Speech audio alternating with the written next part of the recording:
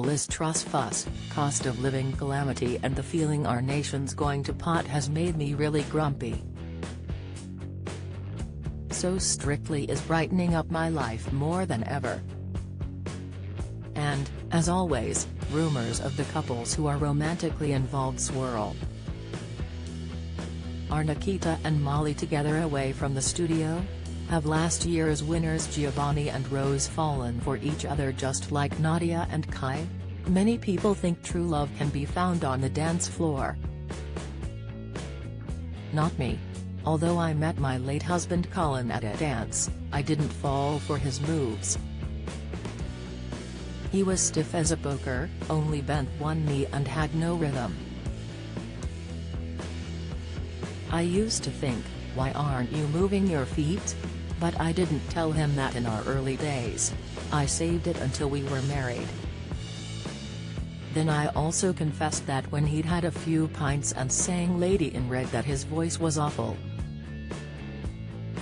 Real love, for me, did not strike on the dance floor. I realized I'd been hit by Cupid's arrow while at a bus station, watching Colin's bus arrive with nerves which made me feel giddy. Now, when it can feel like everything's going wrong, just thinking about the good times with Colin brings a smile to my face and the feeling of a warm ready breath glow around me. Is there any better feeling than being in love when you're young? I learned in lockdown there's always something to cheer you up if you look hard enough for it. And if you don't feel happy you're looking to the future, treat yourself to a nostalgic stroll through your past. I was grateful to the NHS to have my flu vaccination and fourth COVID jab this week, and even more so when my friend Sheila got a bad case of coronavirus which totally floored her. She was a nurse and felt sure that had she not had her shots, she'd have been in hospital on a ventilator. When I FaceTimed Sheila, seeing her so sick was scary. Just as I did while watching Rob Burrows' documentary, I found myself repeating something my mum always said, if there is a God, you need to show yourself. I asked my daughter-in-law Kim to buy me 3 big bags of fun-sized Maltesers to make sure I'm ready for any children calling at Halloween. Then I got hungry. I thought the small, fiddly bags would keep me out of them. I assumed that surely they'd be more secure than the big box because when I get tired of poking my finger through the hole in the lid, I just rip it off and before you can say gluttony, the box is empty.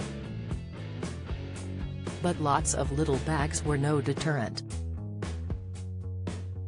After practicing on 10 or so, they tore open pretty easily. Jonathan was not impressed or surprised. He said, the Maltesers were on a 2-for-1 special offer but we picked up 3 instead of 4 because we knew you'd eat them all.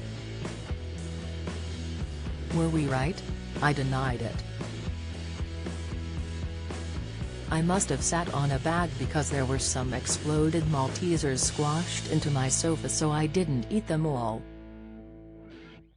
Watching the documentary on rugby league player Rob Burrow living with MND left me in bits. Like anyone who has lost someone, the emotions hit home hard. Rob's wife Lindsay said, there will never be anyone else. No one can take his place. And I thought, I know, love. I know. Big sacrifices are being made by all families at the moment as bills and food prices soar. I worry about the stress of Christmas on parents. I wish we could ask for a year off Christmas, just this once.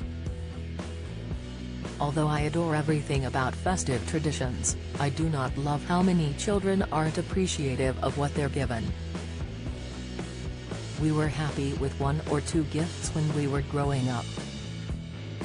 But the snakes and ladders, toy sweet shops and flashlights of my day have been replaced by fancy iPads, smart-ass phones and expensive designer trainers. If Christmas is a time of love and understanding, let's give the people we care about the gift of our time instead, and the understanding that we don't want anyone suffering stress or debt. Then we'd enjoy a true Christmas holiday for us all. Robbie celebrated his birthday this week and as always, his wife Sarah was kind and thoughtful. She surprised him by bringing sushi, sandwiches and a Colin the Caterpillar cake down to Macclesfield Football Club where the team was training. Robbie, with his romantic way with words, took one look at her and said, "What are you doing here?"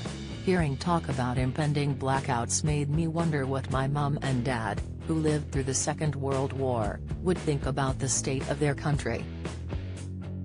It also made me realize I need to be prepared, so I asked Jonathan if he'd buy me a torch. He said I didn't need one as I have candles. But how am I bloody well supposed to find my candles and matches without a torch?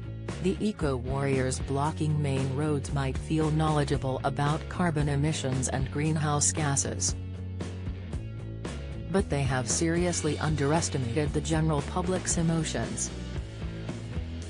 If I was taking someone I love to hospital and protesters were blocking my route, I'd physically drag them out of the way.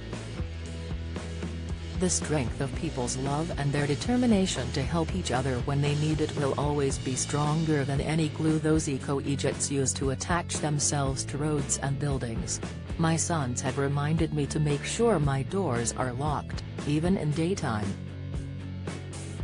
Some of us live in sleepy villages where we feel sure we can safely leave our doors open so friends can easily pop in and out. But burglars can sometimes spot an old person's home. There's a red light on my Alexa and when I ask her to read me the news, she stays quiet. Oh well. We all have our off days, don't we? She's only human. So as the cost of living crisis bites and Christmas approaches, let's not give them an open invitation. If you'd like to contact Val, please email features@mirror.co.uk or write to Val Savage, P.O. Box 7290, E145DD. The Mirror make a donation to the Alzheimer's Society in lieu of payment.